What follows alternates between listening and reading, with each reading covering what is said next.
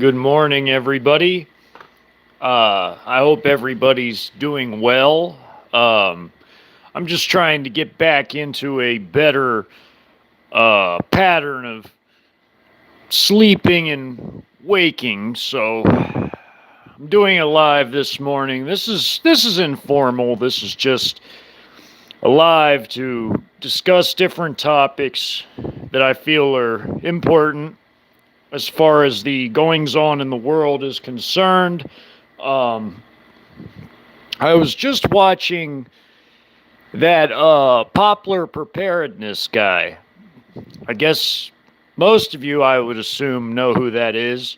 Um, he said a lot of things along similar lines to what I'd been talking about in the past two or three lives before this one. Uh, Insofar as the sabotage of the overall logistical food supply and just everything in general, as far as all the sabotage factories and talking about our enemies, China and Russia, and so on and so forth. He had an interesting take. Hey, Ron. Hey, Miriam. He had an interesting take on these issues because he was saying that he thinks that the Western elites are subordinate to the Eastern elites. Now, that's a new one. Now, I've never heard that before. Now, he said that's just his opinion, and, I disagree. I see them both as being rival mafia cartels, not subordinate to each other. Sure, yeah, there's overlap. They have dealings with each other, but they're very different. Their goals are different. The methods they go about their goals are different. And I've shown all of this in my past work. I've shown all of that. Hey, Angry Scandinavian and Grace. Hey, well, good morning from Texas. That's where I'm at. So, yeah, I've shown all of this in my past work and a lot of my past lives and everything else that I've done on here. I've shown how they're actually both very different entities that occasionally have business dealings like their rival mafia families. Now, Mr. Poplar says that he thinks that the WEF and the Western elites are subordinate to the CCP, but I don't think that that's actually the case. I think they're both separate entities. Now, the CCP wouldn't be invading us in our future if the Western elites were subordinated to them. They would just hand over their entire power base to them. Now, their puppets are sort of doing that, not directly, but they're making moves because they're being bribed and coerced and extorted by the CCP to make certain moves. But these puppets are also subordinate to the Western elites. Not that they ever were subordinate to the CCP. It's just that the CCP swooped in and bribed and coerced and extorted them into doing their bidding. So really and truly, they were able to get away with that and probably walk a fine line of getting away with it because they could also use that as an excuse to say that they're serving the interests of the Western elites, who they're owned by, and I'm talking about the political parasites, that the whole political parasitic class in the United States. They're owned by the Western elites, but the CCP has swooped in and bribed and coerced some of them to do their bidding. So you have a little bit of a overlap in that situation. But the doctrines, the hybrid war doctrines, the setup phase calls for exactly that sort of thing. It calls for taking the institutions of your enemy's nation and subverting them to your whims and using them against your enemy's people, their own people. That's exactly what we see going on today. So, yes, while he had an interesting take on it, I have to beg to differ, and I have to go with the fact that they are actually, in fact, two different entities. The CCP doesn't own the WEF, but likewise, the WEF isn't in cahoots with the CCP either, or with Russia especially. They hate Russia right now. And China and Russia are thick as thieves. They're best buds. But China is very insidious with how they conduct themselves in terms of warfare. They're shaping the battlefield. They're shaping the battlefield for their future kinetic war. They're doing this via economic, financial, industrial, and other means. The weaponizing of financial institutions. You can consider Evergrande even a part of that the whole real estate issue with that. Then you have the banks, the small banks, which also figures into Xi Jinping's power consolidation in China, while also doubling as a way of weaponizing those smaller banks by freezing them and using them to hurt the Western investors who went into joint ventures with those smaller banks, while also consolidating their power into the bigger CCP-controlled banks, because they're switching systems. They're getting off of SWIFT and onto SIPs. They're changing their messaging systems. They're also going to do a digital yuan and a petro yuan. They could even do a partially gold-backed yuan. So, a lot of moving pieces, as I've said before. And while Mr. Poplar's right, he's right. He's right that there is definitely sabotage and subversion and infiltration and everything else. I would just have to disagree on the one point that, no, the Western elites are not subordinated to the CCP. They're not working for the CCP. I mean, inadvertently they are. It looks that way, but they're not really working for the CCP. They have their own little agenda. It's called the Great Reset. Some of y'all might have heard that before. Being sarcastic. No. But their self-destructive Great Reset does play into the hands of the CCP. It really does, because of what their war doctrines entail with the shaping of the battlefield. And that is how it's so easy for them to swoop in, bribe and coerce, blackmail, whatever, these political parasites to do their bidding within the scope of also overlapping with what the Western elites want. That's why they're able to do such insidious things against Western nations. It's not just the United States. It's other collective Western nations, Europe, Oceania, which consists of Australia, New Zealand. It's just the West in general. So you have these Western elites pursuing their Western Great Reset. Your WEF is really just an organization that brokers that sort of thing. And yes, Mr. Poplar's right. They do help to ensure that certain people get into certain positions. They're little members or what have you. But that really isn't really the CCP's doing as much as it is these uber-rich Western elitists doing. The CCP is a little different in how they do things primarily using their intelligence network, their intelligence agency, their MSS, or Ministry of State Security, which is like the CIA and FBI and DOJ, like all rolled into one type of entity. It's like their secret police and spying agency and everything all rolled into one. Their Ministry of State Security is basically the ones that are being used to help them shape the battlefield by helping to weaponize Western institutions against their own nations, against their own people. And they're doing that by getting in and subverting and bribing and everything I've said, blackmail, whatever, extortion, coercion, whatever you want to call it, But they're doing that. There's a lot of overlap and dynamics.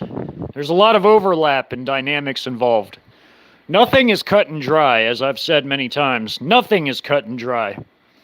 There's so many players involved and so many different sets and entities that exist.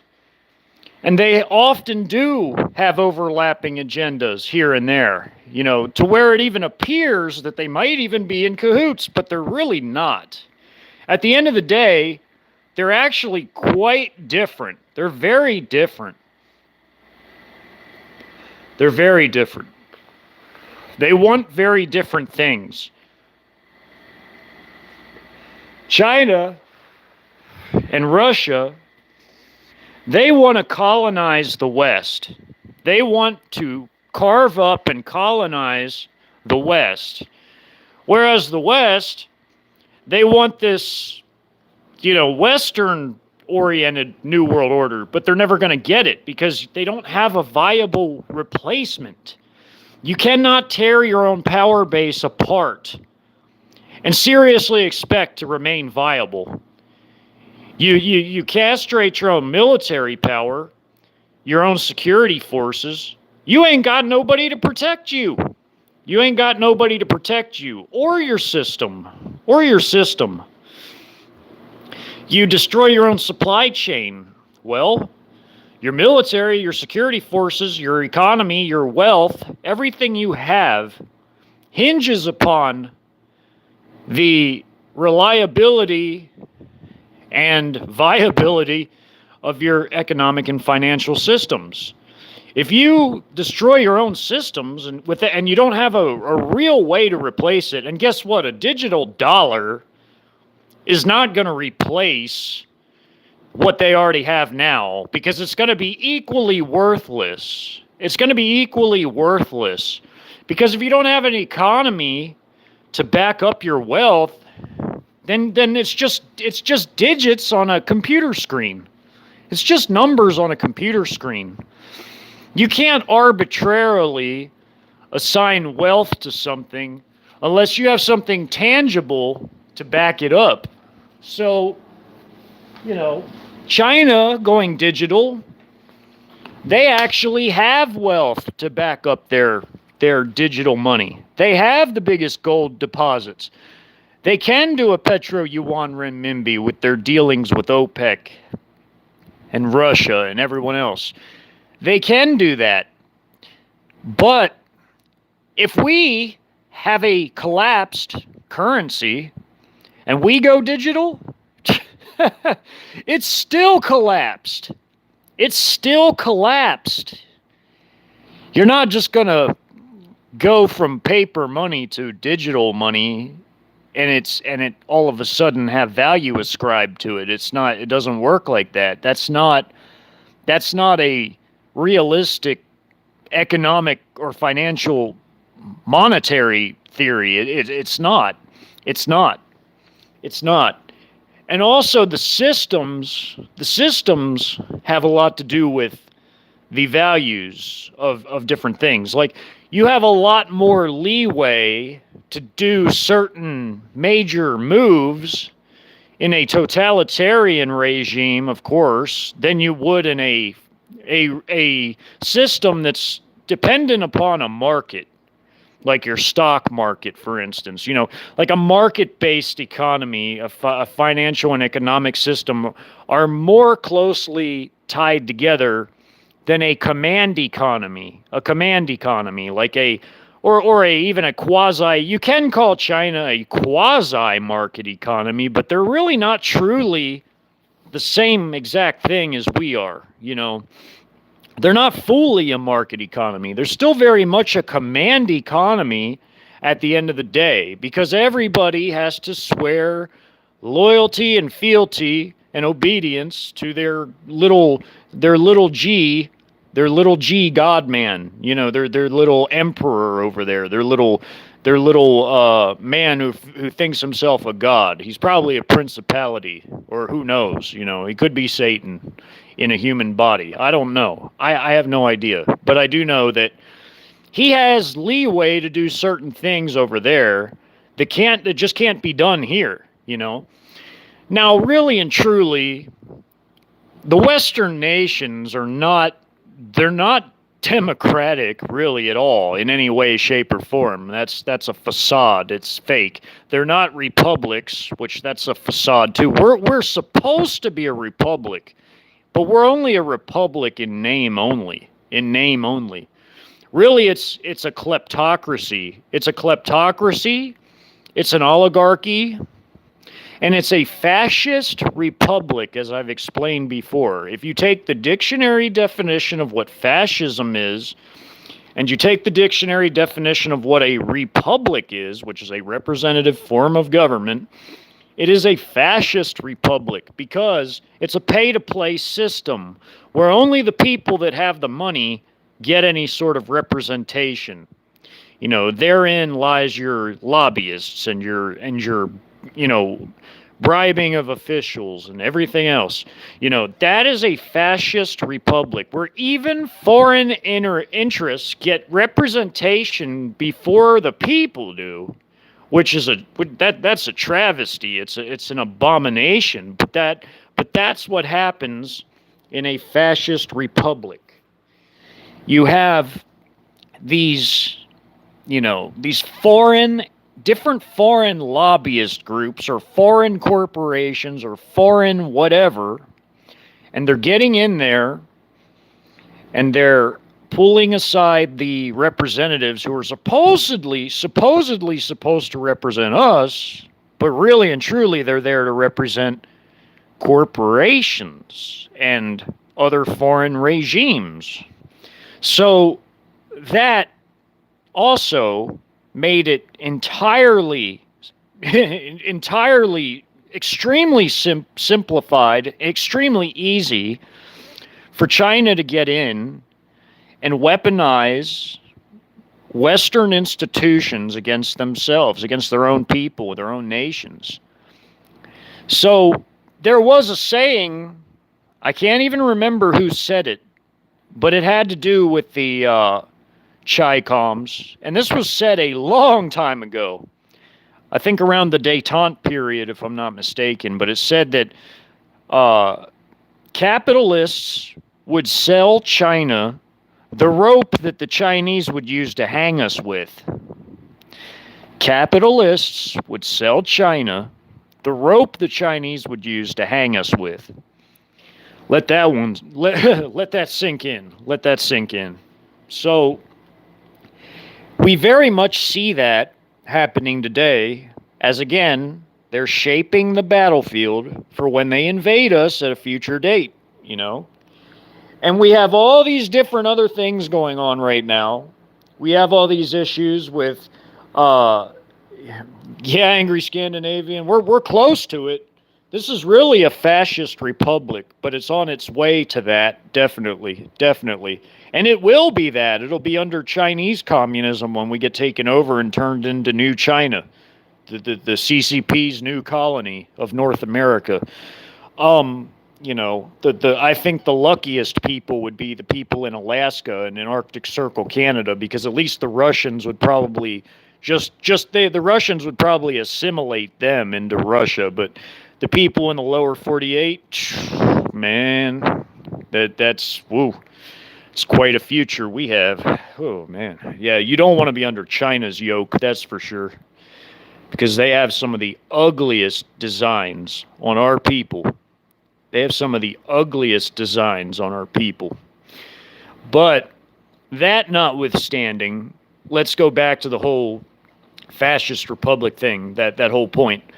So that made it extremely easy for them to come in and shape the battlefield because they have the advantages that a totalitarian state in wartime would have, where they have total control over all facets of their society.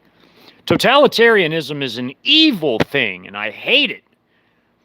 But the fact remains that in a war, totalitarian states have the leeway to do a lot of things that others can't really necessarily do because either they're too bloated and bureaucratic or they're just a mess. They're just, they're just a cesspool of different corruption. See, in a totalitarian regime, if there's corruption, well, you deal with it by taking out the offender and basically putting one in the back of his skull.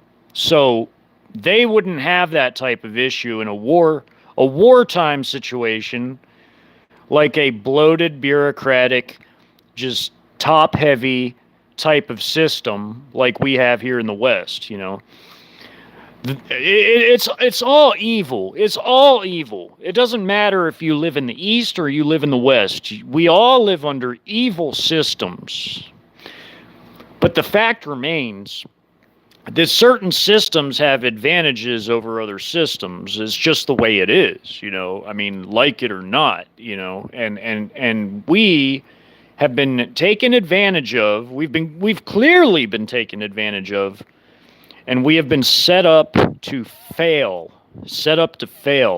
And if all our people weren't so damn apathetic, we wouldn't have gotten this bad in the first place. If all of our people actually took an interest in their own lives enough and had a moral compass and realized that wrong is wrong and right is right, and they saw the wrong going on around them, all of this would have been rectified a long time ago. But that's what happens when you're a nation and you turn your back on God.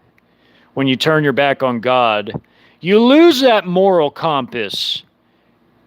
And then you end up with total slime, total sludge ruling over you.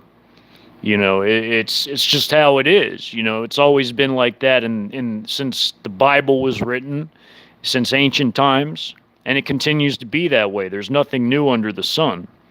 Nothing new under the sun. And, it's going to continue, unfortunately. But, I wanted to come on here because I found that very interesting, that he had that different, unique take on it. Again, I don't agree with it. But it is refreshing.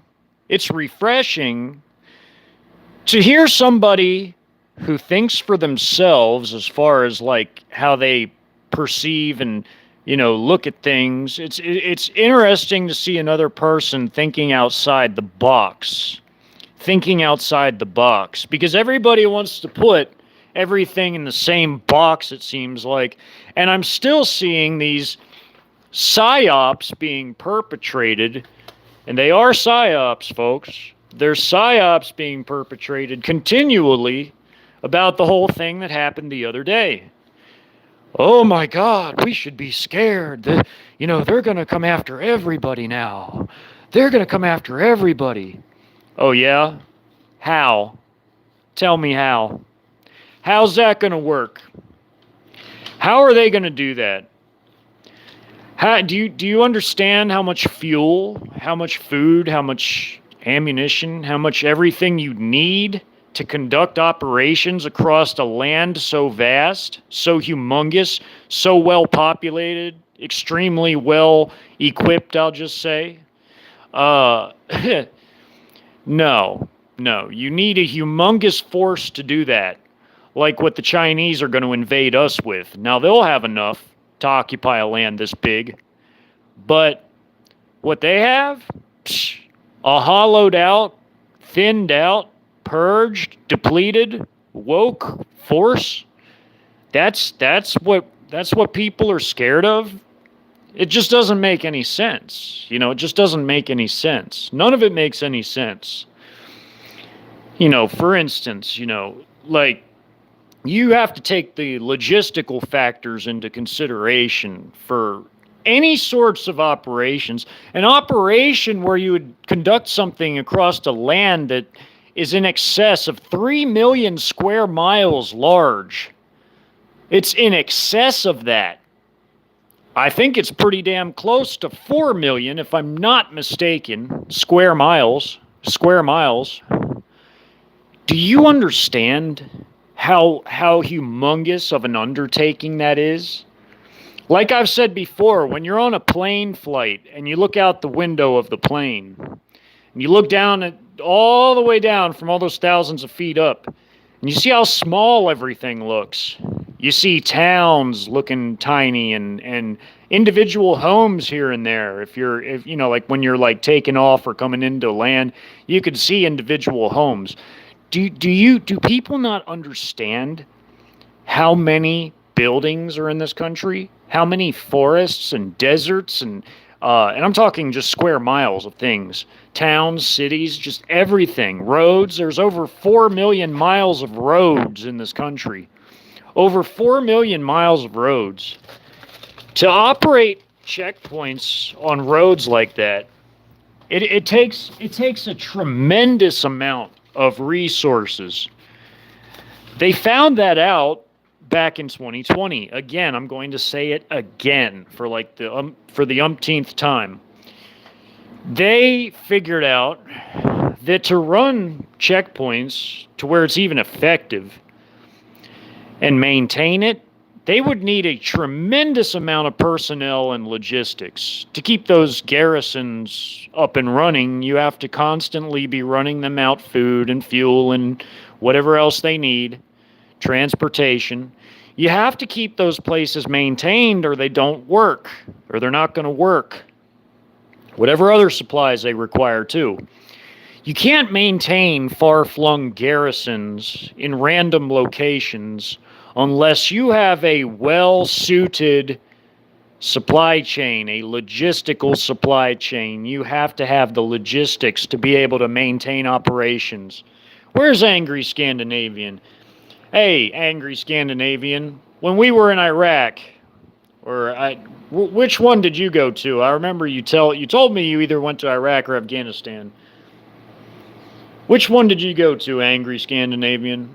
See, when I was in Iraq, just to maintain the checkpoints, they constantly had to run a steady stream. Okay, so you know exactly what I'm talking about. Afghanistan. It was just like Iraq, just with mountains. See, just to maintain those types of operations, don't you remember how we used to have to run out constant trucks full of MREs and water and rounds and whatever else to these far-flung checkpoints? I know you got to be remembering that. It took a tremendous amount, and you had to rotate troops through checkpoints to man these places. Oh yeah, it's a continuous flow of supplies. Exactly. And without those supplies, you can't do those sorts of operations. You just can't do it. You cannot do it. In fact, I'm going to even just show an example of something real quick. Hold on a second. Let me flip this around here. Okay. See, take for instance, like right here. You got my armor. See, this is my little setup. This is my little loadout for my tactical gear. You got your helmet. You got your armor. I know it's hard to see. The lighting's bad. Let me turn on the bathroom light here. Okay. Okay. Anyway, you got your little loadout. So you got your helmet. You got your you got a little ammo pouch right here built into it. You got pistol mags. You got the armor plates up in there. Hey, Bang Bang, good to see you. Yeah, you got the armor plates up in my armor here. The AR-500 steel. So all in all, the helmet, the armor, It weighs some roughly, I don't know, 80, 85 pounds, you know. Then, you're going to eventually expend all of that ammunition. You're eventually going to expend it. So you're going to need more, right? Well, then you got this. Each one of these, well, it weighs a good bit. You can hear that sound when it thuds. Yeah. So you're going to need ways to run ammunition out. Now this is just personal supplies. Imagine having to supply a whole unit, a whole entire unit. You have to supply them with constant, steady flows of rounds and supplies and medical equipment and everything else, You got to constantly supply people. You can't not do that, because eventually in combat you run out of ammunition, so you need more. Then you have to have a way to get it to your forces. You have to have a way to get it to your forces. So, all in all, without logistics, you can't fight, because eventually you're going to run out. So here's one magazine, This is just 30 rounds, You can blow through 30 rounds pretty damn quick. You can blow through 30 rounds really quick. You can only carry so much ammunition on you, which is what my whole point is that anytime you're watching those battle map scenarios I've made, anytime you're watching these battle maps, see, this is like each of these blocks is one battalion, which is about 1,000 men. We'll just say for simplicity's sake, it's about 1,000 men per block. So imagine you got thousands of men, Each one of them only has a limited ability to carry on them only a certain amount of equipment. They only have a limited ability to carry a certain amount of equipment. Well, how would they get their logistics then? Well, you see, you got railroads, Now, provided you don't have enough fuel for your trains, the diesel fuel, then what are your other options? Well, here's a highway. You got to use the roads. Then you got trucks. You can use trucks. Well, what if you don't have fuel for trucks? Well, maybe then you have to rely on animal transport to pull wagons. That's like the last resort. And see, this is one of my internal conflict scenario maps for that hypothetical. Now, eventually, toward the end of that, they did have to rely on animal transport. This is at the beginning, though. This is when they could still use the rails, and they could use the highways to get trucks onto them, and rapidly or fairly rapidly get their supplies to their forces in the field. Otherwise, whatever they carried in with them, it's going to run out pretty quick. Because, again, yes, it is heavy to carry long distances, Angry Scandinavian. You remember how heavy that got over in the war? See, when I was in Iraq, we used to have to carry, each of us had to carry 7 mags on us. And that's not even the crew serve weapons, the ammo for the crew serves, like the M249, which is the SAW, which is also a 5.56 weapon, but it's belt fed. It's on a bandolier. So, those drums, those big drums with the rounds in it, those weighed quite a bit. And our M249 SAW gunner, whoever that would be, because sometimes we would rotate positions, they would have to carry how many pounds in 7 mags? It's not, 7 mags just by themselves, I would say, is just under 20 pounds. I would say that's just under 20 pounds, like 19 pounds. But we also had to carry a lot of other stuff, too, like our armor. Our armor got heavy. That got heavy in the desert. But imagine like, you got to wear your armor, your helmet. You have to have the weight of the 7 mags on you. You got to carry your rifle. You got to carry water. You got to carry a bunch of stuff on you. It weighs you down. It's like 120 pounds worth of gear when you add everything together, when you combine it all. So imagine now you have guys out there in the field. They're all carrying their however many mags they decide they're going to carry. Like for me personally, if I'm going to do a loadout for just for self-defense, I'm going to carry about 5 mags because that's enough. I can carry one in this pocket. I can carry one in this pocket. I'm going to put that one back. I can carry one in this pocket. And of course, you got a few in here.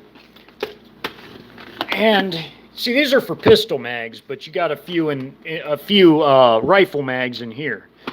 And then you got the one in the rifle, So that makes a grand total of that makes 5 mags. And 5 mags is 150 rounds. That's 150 rounds. Which, you can definitely... Yeah, I definitely have those, bang, bang.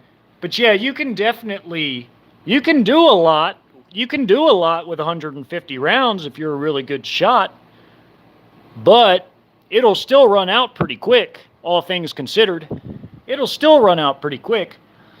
And that's when you go to your bag.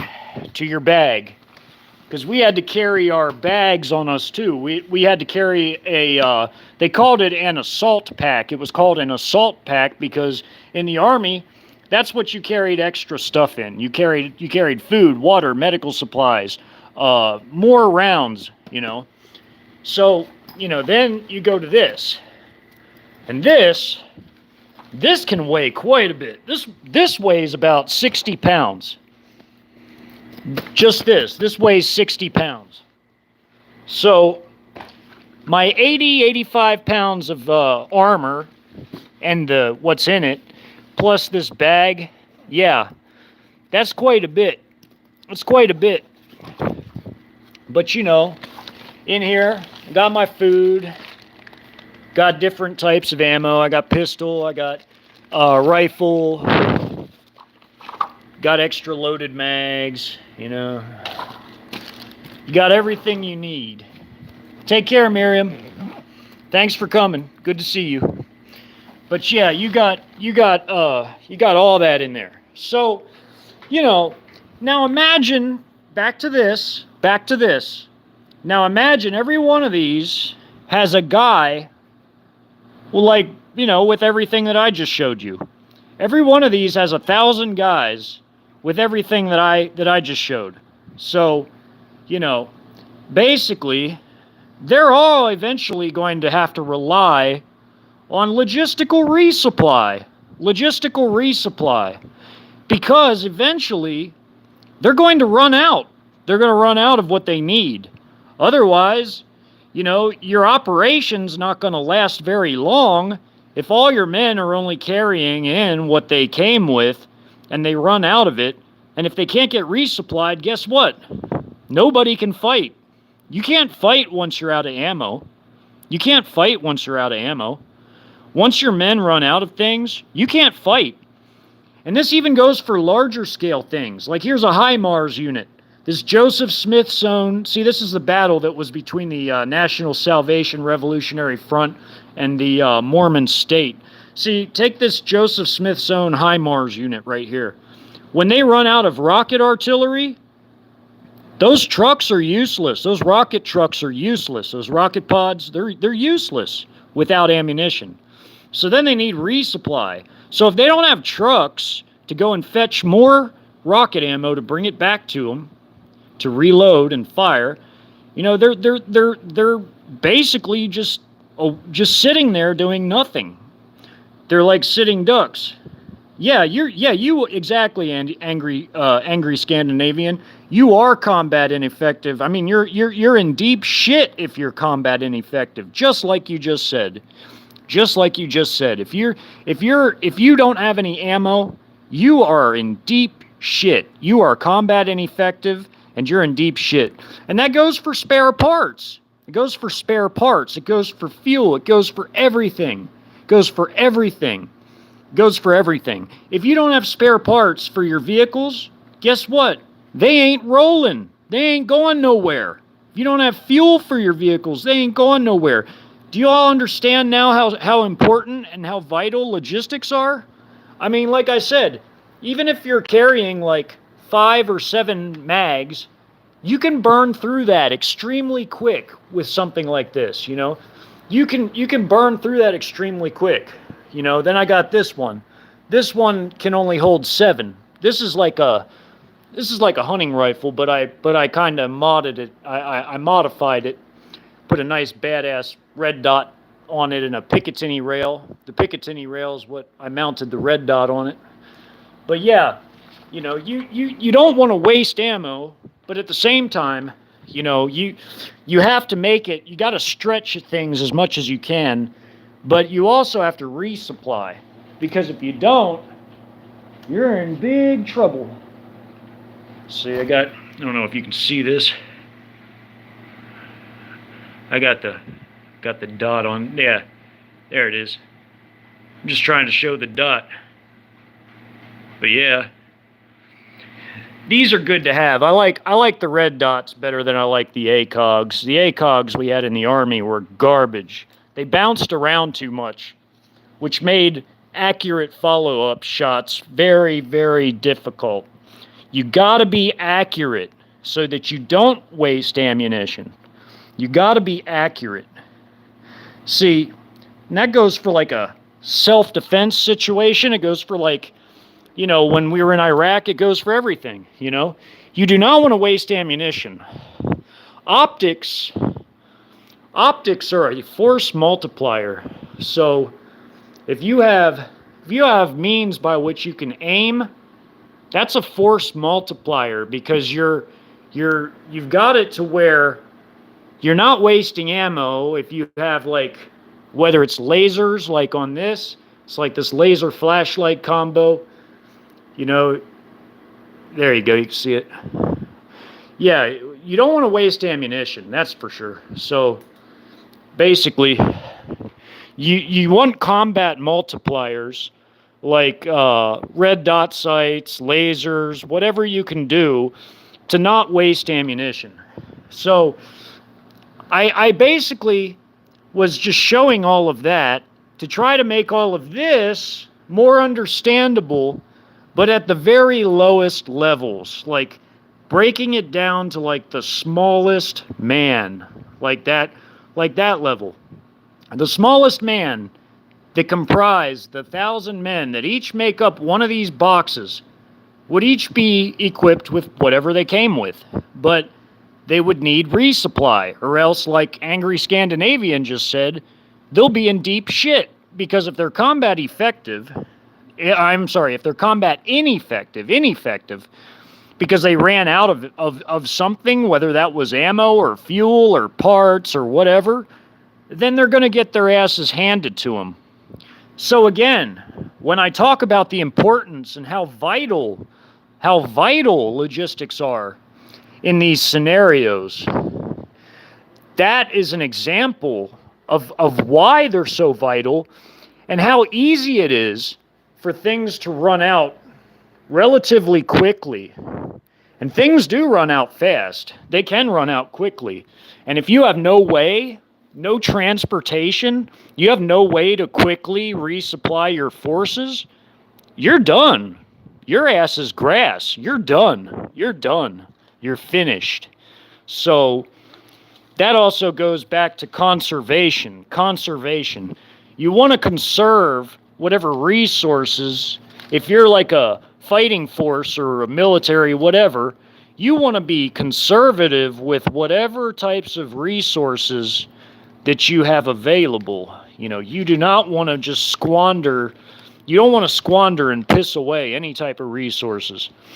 Because if you are in a situation where you know you might not be resupplied for a long time, you better be really sparing with whatever you have, whether that's food or fuel or water or whatever. You need to be really sparing with all you've got, you know.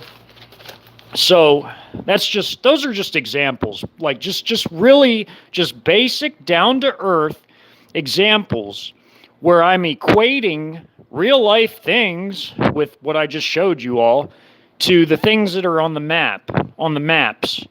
So whenever you look at those maps and you see those little squares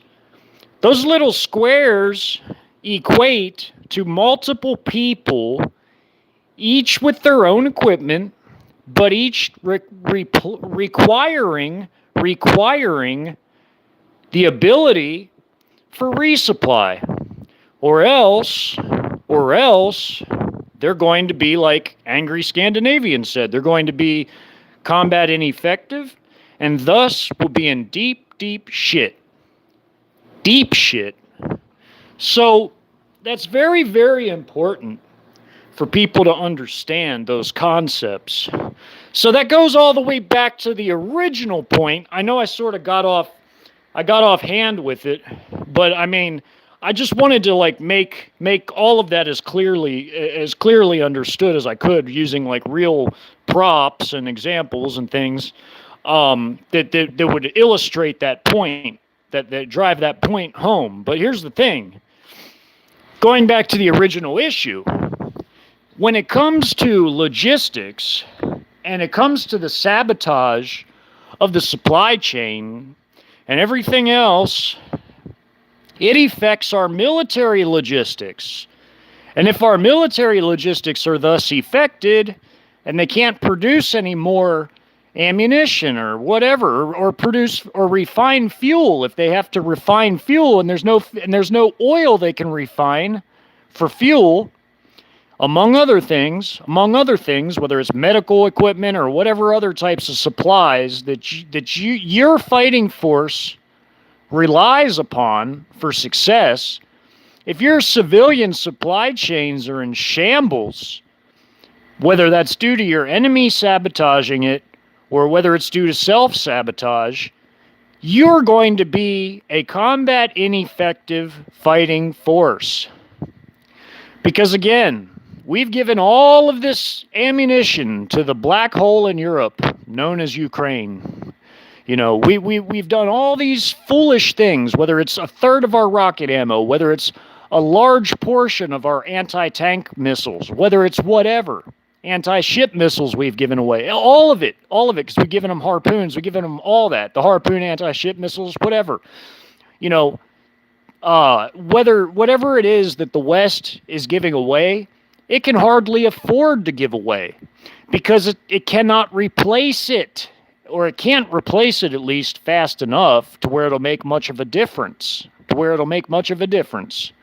So we're setting ourselves up for an epic failure because while our enemies built themselves up and the quota never ends in China, they're always producing in China. Their factories are belching out smog and smoke. They don't give a damn about no green energy in China.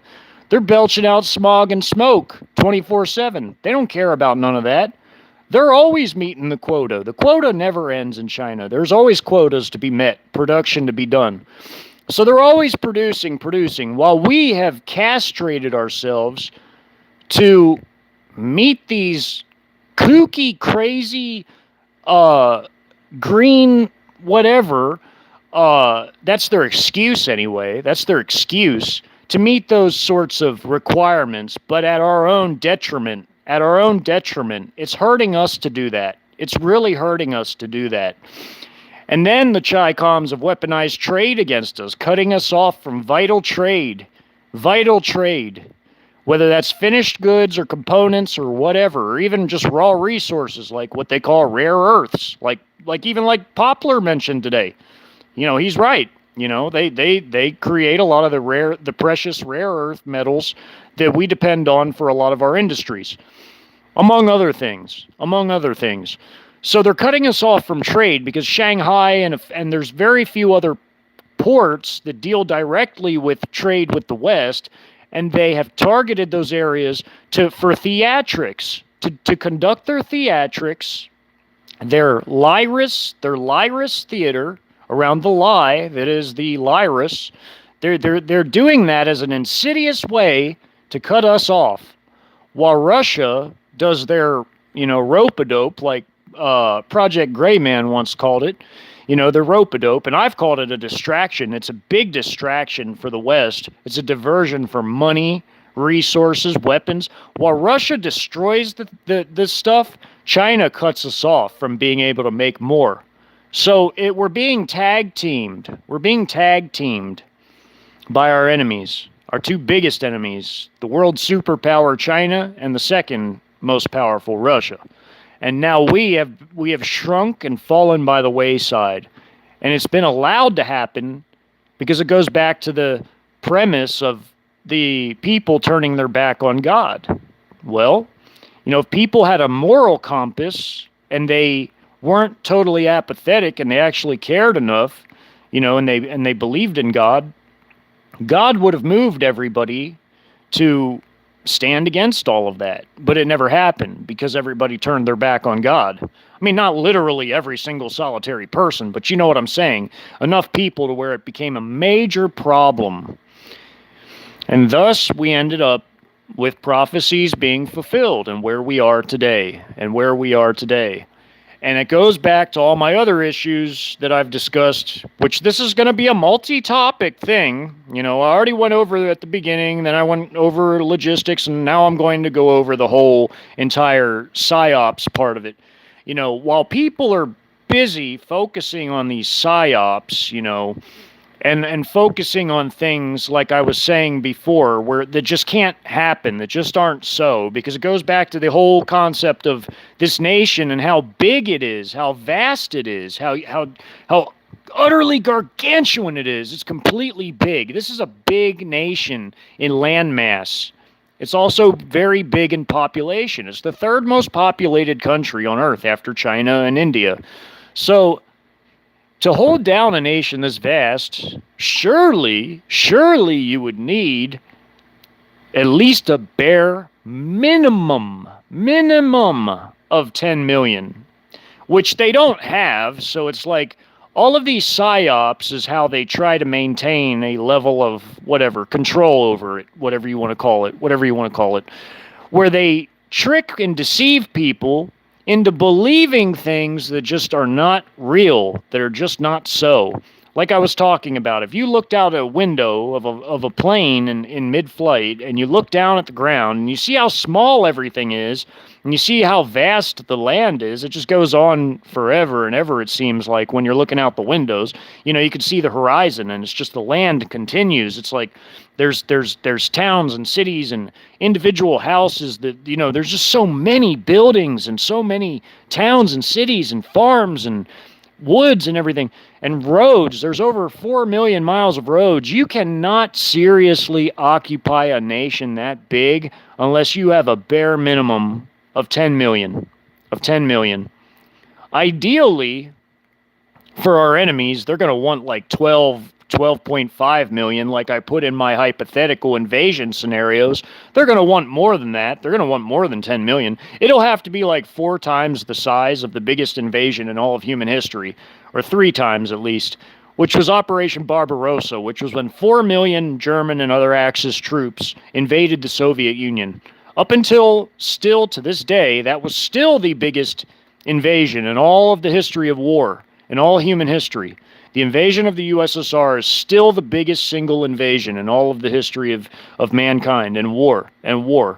So what would happen here would have to top that by at least 3 to 4-fold, 3 to 4 times bigger, meaning you would need at least, a bare minimum of 10 million, but really 12 million or more would be ideal, which is why I put 12.5 million in my hypothetical scenarios on the invasion.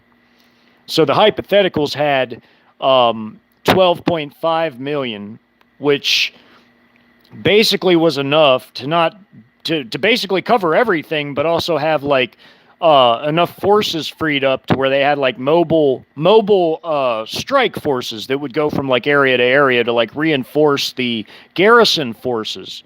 You know, that's a common strategy in like occupations and counterinsurgencies where you have your regular occupation forces, but then you have like mobile specializing like type of strike forces that would go from area to area wherever there's trouble spots to bolster the local occupation forces to like increase their numbers and capabilities. So that would be why they would want more than 10 million, you know, of course, because 10 million would really be like stretching it. That would really be stretching their capabilities. But if they had like 12 or more million, then they could do a lot more, because then that would free up like another 1 to 2 million or however many more as mobile strike contingents to go from area to area wherever there's trouble spots. And of course, they would divvy them up into different regions where they would have that type of thing. But you know, that's you know, when you're conducting a strategy like that over such a humongous area, you need immense amount of forces.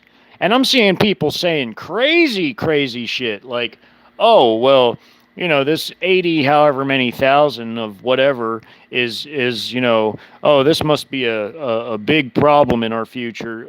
80,000? What's 80,000? Really? What is that? You know, like what that's nothing. That's nothing compared to what type of the size, the sheer size of forces you would need to do anything in a land this big. You would need millions, plural. You know, I wouldn't give a damn how much technology you had. You still need boots on the ground at the end of the day. You still need boots on the ground. You still need the people that are there to actually like enforce policies. You cannot enforce policies without boots on the ground. You can't occupy a country with your Air Force. You can't occupy a country with your Navy. I mean, unless it's like a tiny island or something. I mean, but really, you can't occupy nations with navies and air forces. You need armies. You need armies. You need big armies to occupy areas. You need boots on the ground, you know. So without the boots on the ground, you can't do anything. And without the logistics behind the boots on the ground, you really can't do anything. You ain't going to do a damn thing without the logistical capabilities behind your forces. So that is another metric by which you can judge if something's a psyop or not. Just like the other metric I explained to everybody. Look, these things have to happen in an order, in a proper order, wherein you have a collapse, then you have your paradigm shift, because as soon as things collapse, all the old paradigms will pass away, like this left-right fake WWF wrestling paradigm, which that's really all it equates to. It's just a bunch of shit talkers and shit talking when they're really like all best friends behind closed doors. I'm talking about the political parasites. You know, they're all puppets. But it's like, you know, you have this paradigm right now, but whenever there's a collapse and you take the food out of people's mouths, you take the fuel out of their vehicles, you're left with very, very limited resources, dire levels of resources. The old paradigms fall to the wayside. Everything collapses that existed before. Because people that are out to survive, they don't give a shit about no Democrat or Republican or whatever. They don't care about any of that. They're worried about getting enough food to eat. They're worried about transportation. They're worried about being able to live. So that is when you're going to have these crazy groups, like in my hypothetical internal conflict scenario, which is a great playlist, and I recommend everybody sit through the whole thing. It's 5 live streams I did in order. That second internal conflict scenario, the hypothetical, it showed exactly how a paradigm shift would happen and exactly what would cause it to happen in great detail. It even shows how all these different factions came to be, how they all came to be, how they all like came out of the shadows, how they'd all been hiding in the shadows. This is a humongous country, and there's a lot of people in it. Like I've said before, several times. It's extremely naive to believe that in a country this big, that you don't have like bad actors hiding in the shadows, plotting and scheming. And it doesn't even have to be just bad actors. It could be people that had noble intentions too. But it's like you're in a country this big. People can't seriously believe that there's not people with their own agendas, their own ideologies, their own goals, their own everything, who would use any sort of a collapse and the power vacuum resulting from it as a means by which for them to take control in different areas. Look, it's like with any recipe when you're making something to eat, you have to have ingredients. Well, the ingredients for a modern Syrian-style situation are all existing in our present reality. I mean, come on now. You got them trying to purge another 260,000 for refusal to take the mark. Then you've got them, the morale, meaning their give a shit factor, how much they give a shit of our armed forces is at an all-time low. You basically got it already set up to where you could have, like, exactly like in my scenario, how you had the Free American Army and you had the other parts of the military fracturing off and joining different factions. You have a setup that looks eerily like that. It looks eerily similar to that. You have a setup for such a thing already.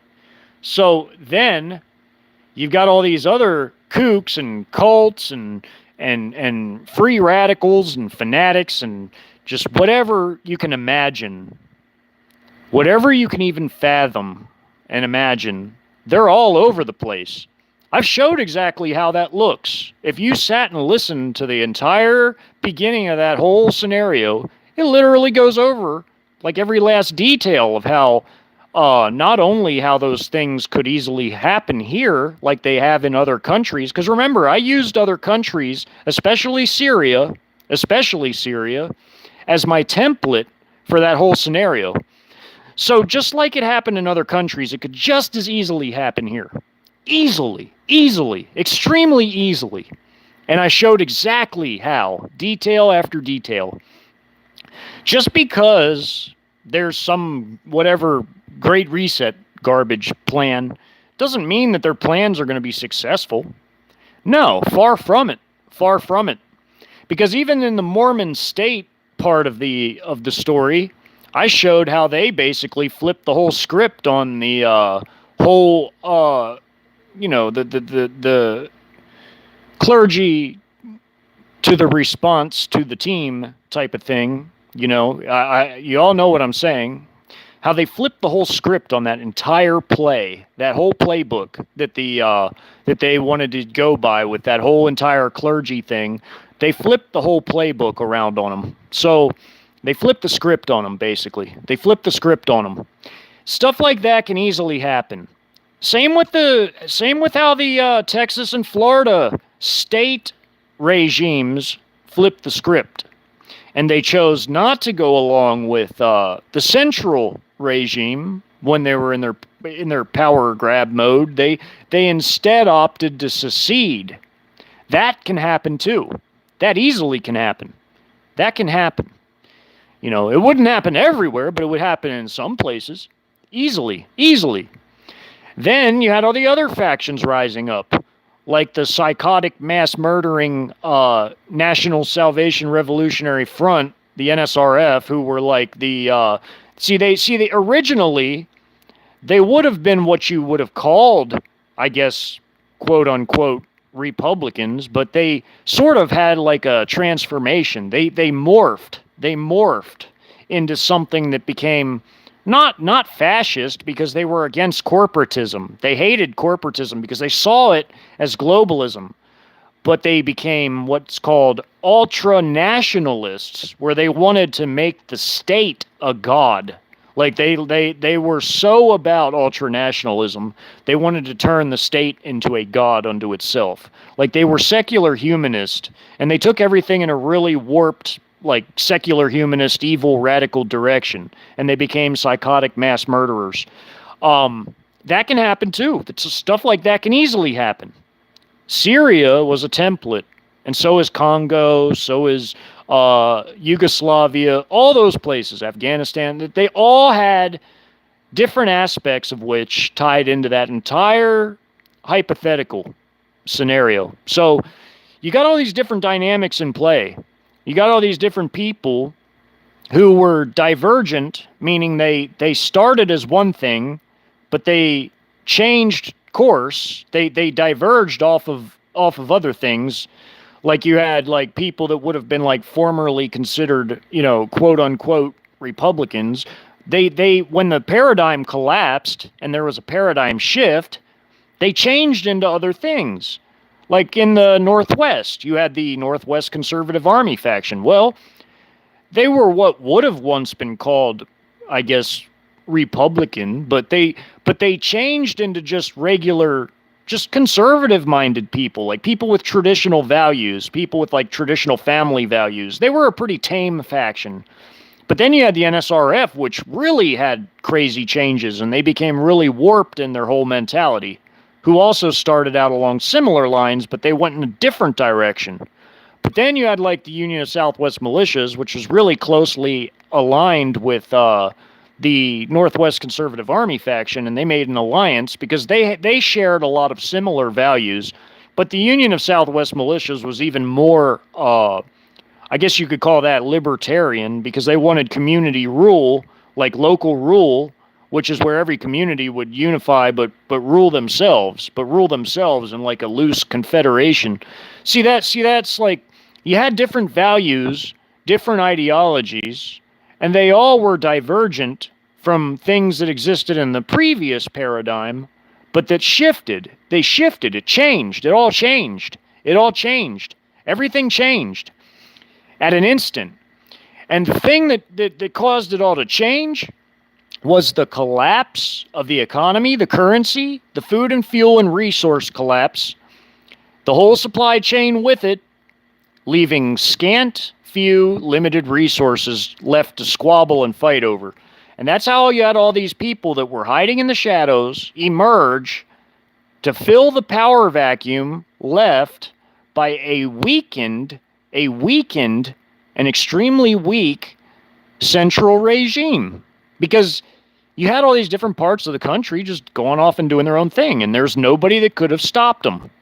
How could they stop them when they didn't have the logistics to be able to stop them? They didn't have the personnel numbers or the professional personnel left to stop much of it. All they could do was occupy their little woke areas, that they even began to lose those little by little. Because if you remember, at one point, the NSRF captured Chicago. They took Chicago. And at another point, they even were pushing into Virginia. Like they were pushing northeast into Virginia towards the Cap in that scenario. So, you had them starting off around Martinsville, but then they moved another like 80 or so miles, 75, 80 miles to the northeast. So to the Lynchburg area. So that other battle happened. Things changed throughout that situation. They didn't change a whole lot, but they changed. They changed. The regime lost more and more territory, I mean, it was gradual. I mean, it was a little bit here, a little bit there, a little bit here, a little bit there, but it was just like what happened in Syria. It was just like that. Just like that. They lost Denver. They lost, because Denver, everybody knows what's there at, beneath the airport. Everybody knows what's at Cheyenne Mountain. Everybody knows what's, Fort Carson and everything else, the Pueblo Army Depot where they keep chemical WMDs. They lost all of that to the Mormon state. They lost really on every front, mostly.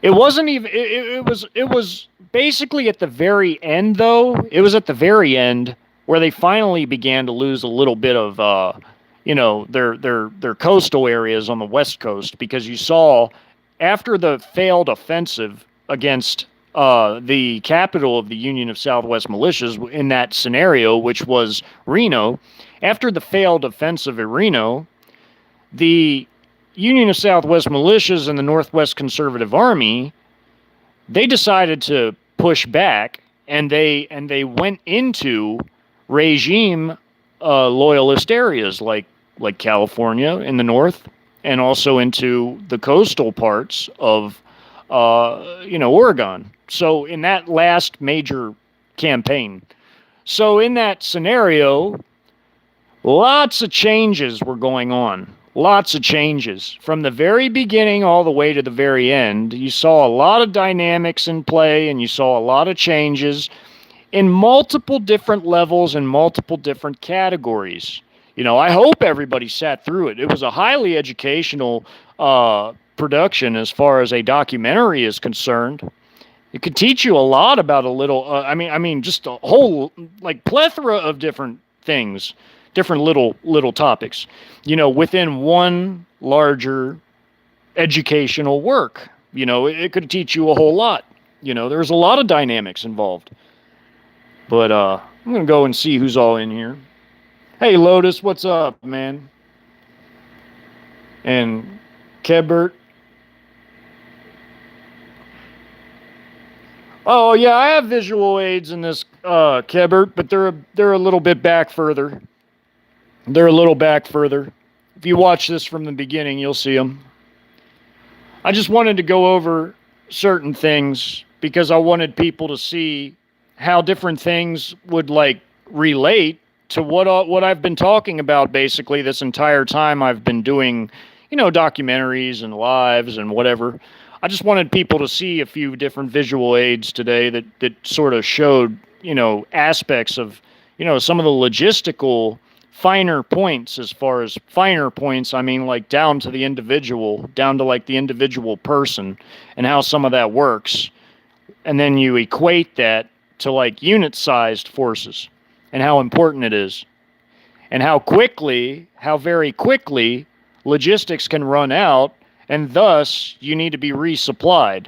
If you cannot receive logistical resupply in a war, then you're, like Angry Scandinavian said, you're combat ineffective and your ass is grass. You're shit out of luck. You're going to get butchered, which is why I always hammer home the point about how important and how dire logistics are. Very much. Well, let me see who else is in here. Let me see. Yeah, I'm glad everybody came in. I know it's early. Hey, PS, Jesus is coming soon, 777. Yeah, good to see you all. Yeah, back injuries. Back to what you said. Bang bang. Yeah, I have some pretty nasty back injuries, but mine are from being not just in 2 vehicle explosions when I was in those MRAPs where I got my brain damage and my back and neck nerves pinched and everything. It was also definitely due to carrying so much weight for so long. That will do a number on you. It'll do a number on your back, your neck, your knees, everything. Because your knees have to carry all that weight because it's your legs, You got to walk around with all that on so much. Hey, Jeffrey. What's up, man?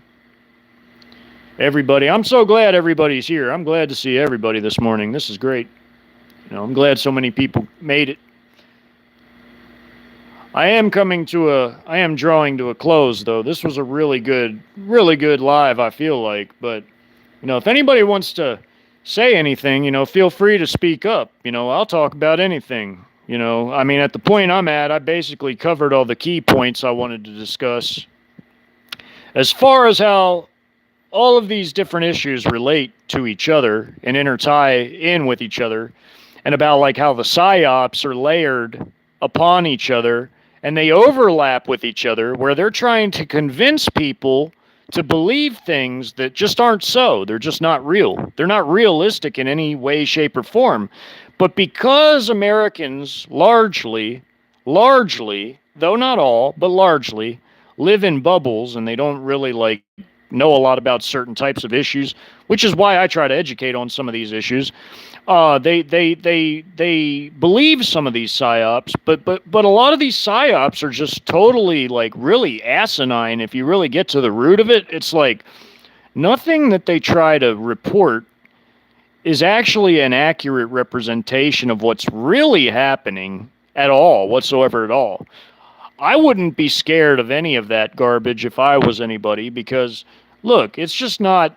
See, that's just their way they do things. They've always done things that way. What they do is they make a big deal out of something. They do something that's either very high profile that'll get a lot of attention, or they make a couple examples in a few places, which I even figured that. I figured that exact thing into my documentary when I said that they wanted to make a few examples in their woke cities so that it would scare all the other Americans into line, but it backfired, it failed.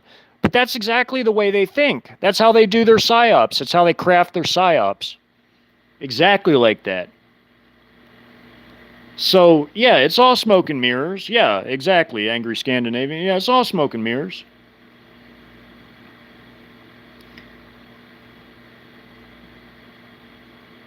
Yeah, well, Grace by Fire, I'm not giving advice. I'm only talking about me personally. But if I ever found myself in a situation like that, I'll be damned if anyone tells me I can't do something.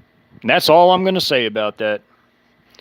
I'm not in a situation like that, but I'm just saying, hypothetically, if I was, I wouldn't even give a shit at this point. It's too late in the game. In my opinion, speaking only for me personally, I feel, for me personally, that it's too late in the game to even worry about nothing like that. I wouldn't even care. I wouldn't care what anybody told me I could or couldn't do.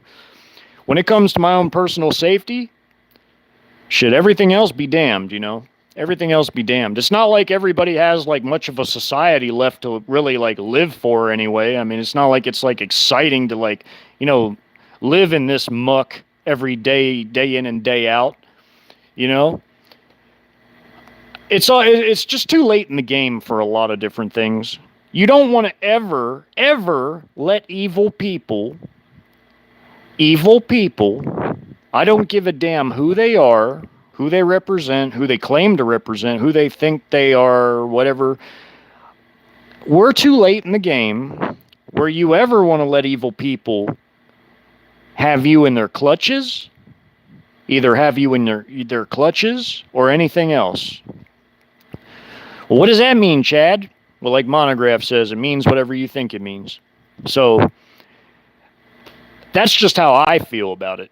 We're too late in the game. See me, I'm very, very avidly pro self-defense. Not naked aggression, just self-defense. Just self-defense. Because I don't do anything wrong to anybody, because I'm not a criminal, because I don't do anything wrong to nobody, I know that if I'm ever attacked, it's an unjust attack. I don't care who did it. I don't care who it came from. If I'm ever attacked in my home by anybody, I don't care who they are. I don't care if they're what kind of costume they're wearing or whatever else. I don't care what kind of organization or whatever. It doesn't matter. I don't care if they're Chinese troops or any other. It doesn't matter to me. If I'm attacked, I'm going to defend myself regardless, because it's too late in the game where, you want to allow somebody to use you as a doormat, regardless of who they are. I don't care who they are, or who they claim to be or represent or whatever. Anybody attacks me, I'm not asking questions. I'm not saying anything. It's going to go straight to en garde, like they say in French. En garde.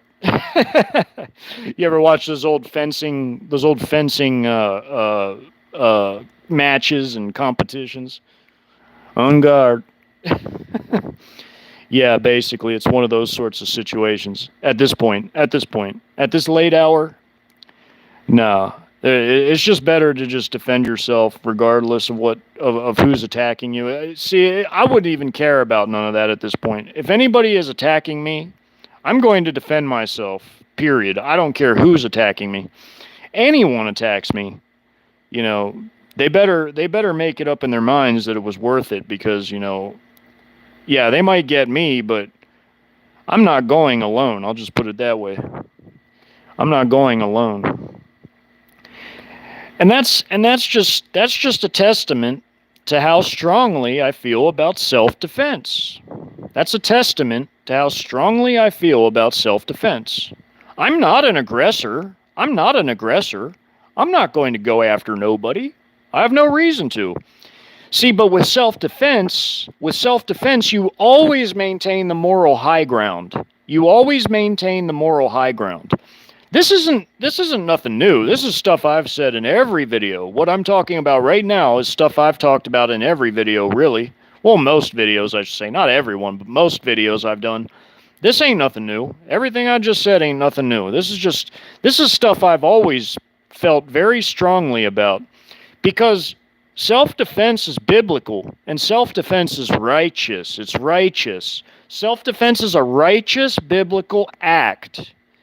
And every able-bodied man, especially, has a duty to defend himself. A duty, a biblical duty. Well, God never changes, okay? It was the same in the Old Testament. As far as self-defense goes, it was the same in the Old Testament as it was in the New Testament. Because God himself, he never changes. He never changes. He never changes. His son Yeshua said to sell your cloak and buy a sword, and that 2 is enough. Of course, you can have more than 2, but I mean 2 is enough. Enough means the minimum, the minimum, the minimum. So if you have a primary and a sidearm, there's your 2 swords right there, Self-defense is a righteous, biblical, godly act, especially defense of others, defense of the innocents. Because if people are innocent, and they're being attacked by an evil aggressor. See, naked aggression and defense are night and day. People try to twist things. Really, it's the Jesuits that twisted things because the Jesuits tried to make Christians, or make Christianity in general, a mamby-pamby, weak faith that's doormats for Satan. So it makes Satan's job of killing us all even easier. See, the Jesuits, they try to twist Bible verses, and they cherry pick things, like the whole live by the sword, die by the sword. Well, you know what? That doesn't apply to righteous people. That applies to evil people. Evil people that live by their swords, like thieves and murderers and things like that. Eventually, that's going to catch up with them, because eventually a righteous person that's practicing self-defense is going to slay them like the beast they are. So see how the Jesuits twist things? They twisted that to make it sound like it's against righteous people. How evil is that? And then Yeshua himself, if he was so against self-defense, he would have never told them to buy swords, and his disciples wouldn't have even been carrying swords. But we know they were armed because we know that they tried to defend him in the garden, and he healed that guard's ear. Folks, read the Bible for yourselves. You don't need no one to interpret it for you except for God, the Holy Spirit. And if you read the whole Bible in its proper context, you'll start seeing these things. And you'll see how badly these modern Pharisees and Sadducees and everybody else have twisted Scripture. It's not just the Jesuits. It's just the whole rotten religious systems of the world. It's just they've corrupted everything that they touch. You just can't allow it. You have to interpret it for yourselves. Self-defense is a godly, righteous, biblical act, and every able-bodied man has a biblical duty to defend the weak. And protect the weak. Every man does. Sure. Not everybody's able-bodied enough to do it. And God, I know God obviously has leeway for those who just physically can't do it for whatever reason. But if you're an able-bodied man and you can do it, then, that's something that biblically you're supposed to do as a man. It's all throughout the Bible.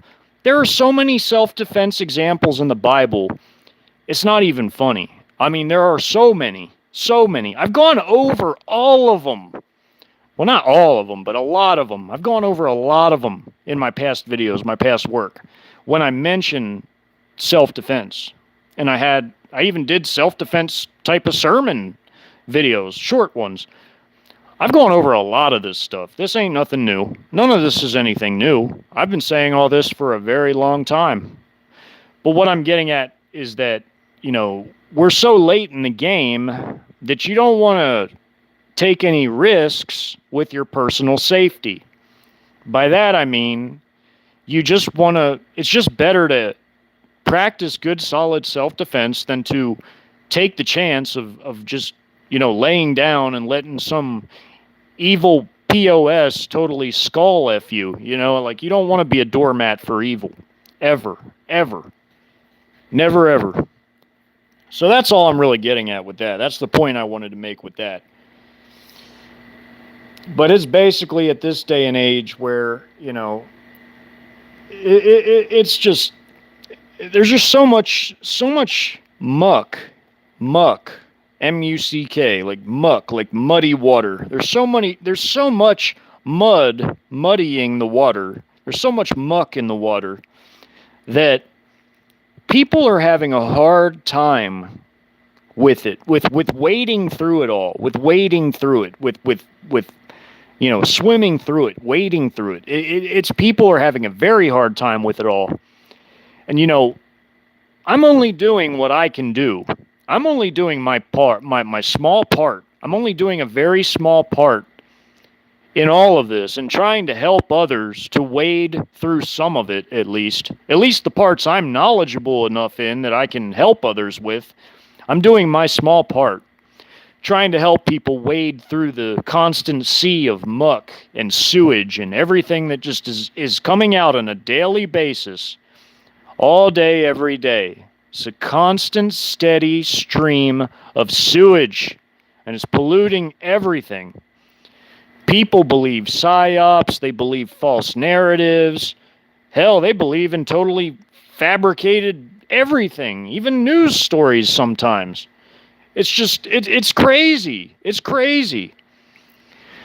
It is a crazy day and age when you can watch an MSM news clip and then go to alternative media and seeing them talk about it in the same way.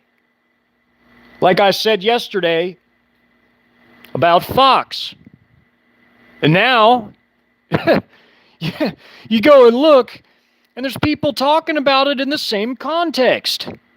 They're taking and parroting MSM stories. Man, I can't do nothing but sigh about it. I can't do nothing but sigh. It gets so tiring seeing that. It's like, look, if you're in the alternative media, you should be not doing that. You should be not doing that. You should be against that type of thing. Real investigative journalism involves you digging up the facts, you piecing together facts, or being a researcher. Like me. I don't claim to be a prophet or a watchman. You know what I am? I am a researcher. I'm a Christian researcher, but I'm a researcher. I do research. I piece together puzzles to try and make a big picture, a coherent, logical, rational big picture that everybody else can see. And I do my small part to help others wade through some of this muck, this sewage, this brackish water, this whole kooky world of crazy narratives and psyops. I do my best to help people wade through it. And folks, I know we all feel the tension in the air. I feel it. You all feel it. We all know something horrible is right around the bend. Yeah, we don't know exactly how far away it is, but we know it's around the bend. We know it's inching closer all the time. Good metric is when you judge anything that happens is collapse internal issues, internal conflict, war, whatever, then foreign invasion. That is the right order, even prophetically, even in the Bible. Even Dmitri Duduman said the same thing. I think he was one of the last of the real prophets. He back in the 80s, he talked about that. There's an order to all of this stuff. It's not just going to happen, on a whim, like just because. No, there's an order to all this. So to me, that's about the best metric you can use for judging, and it's also lining up that way with real facts, real everything. Real everything is backing that assertion up. Look how everything's falling together. Look how everything's falling into place. It's lining up to be exactly like that. Exactly. So that is the best metric by which you can judge everything you see to determine whether it's legitimate or whether it's a psyop or a false narrative or whatever. Collapse, internal issues, foreign invasion. That's the order. That's the order. That's the order. We don't have a Jetsons future. It's the Flintstones future. We're going to be living like it's ancient times. It's going to be like a war zone. If I told you all stories about how they live in Iraq, man,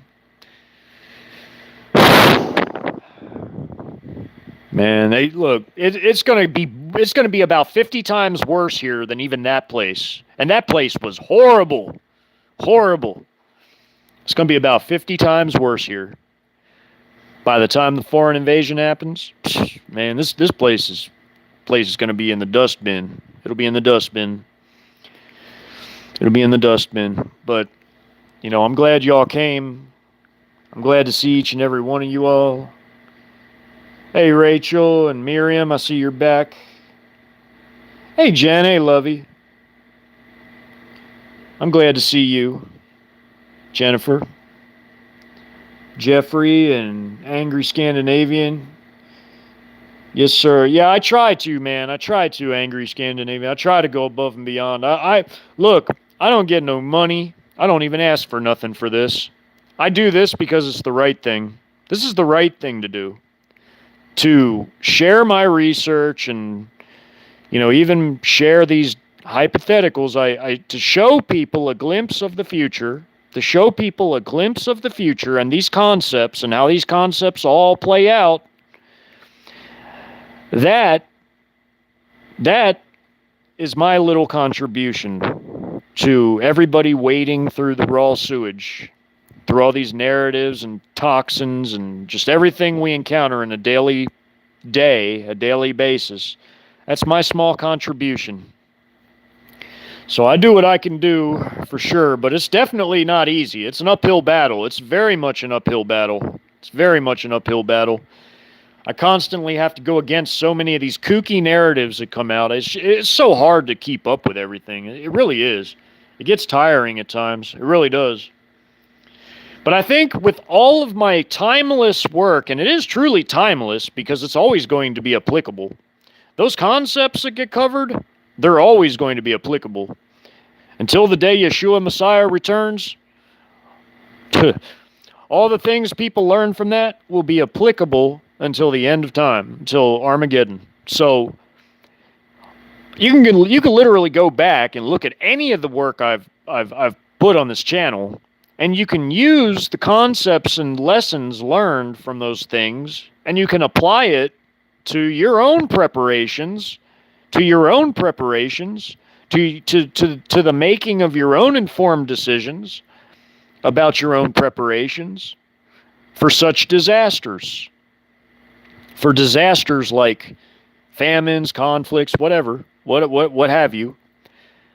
I feel like if people could see hypothetical scenarios of what these concepts look like playing out, then they're not going to be surprised at all when the real things happen, because they would have already known how to navigate it, what to expect, how it'll go down, exactly why it'll go down the way it's been shown, and how all the concepts play out.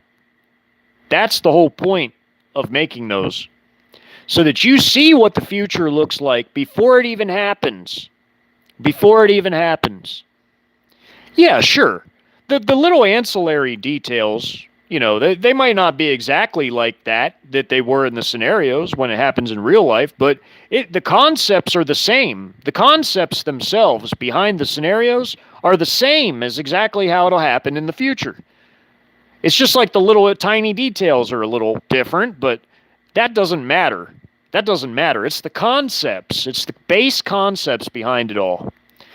As long as they're all the same, then those scenarios, it's basically like looking at the future, just with very minor differences. Like maybe the factions might have different names, or maybe the characters that I made as realistic fiction, hyper-realistic characters, maybe they'll be different people, or maybe whatever.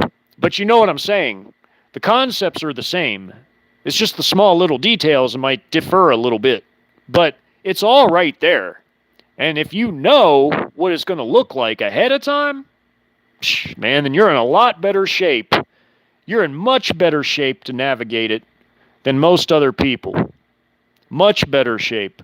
And you can make more realistic preparations based on reality instead of based on misconception, distortions, false narratives, false concepts, preconceived notions of whatever.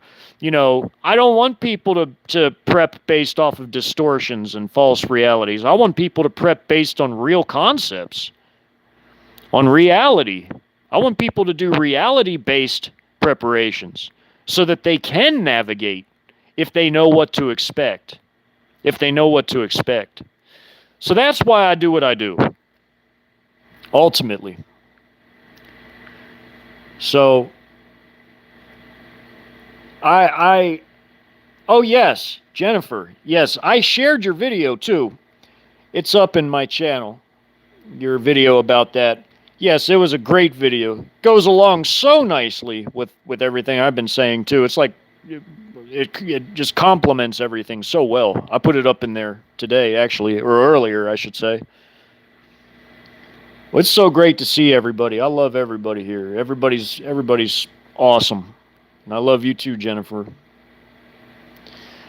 Well, I'm glad to see everybody. I hope you all have a wonderful, blessed day. Hey, Mary. Good to see you too. Yeah, you all take care. Y'all have a great day.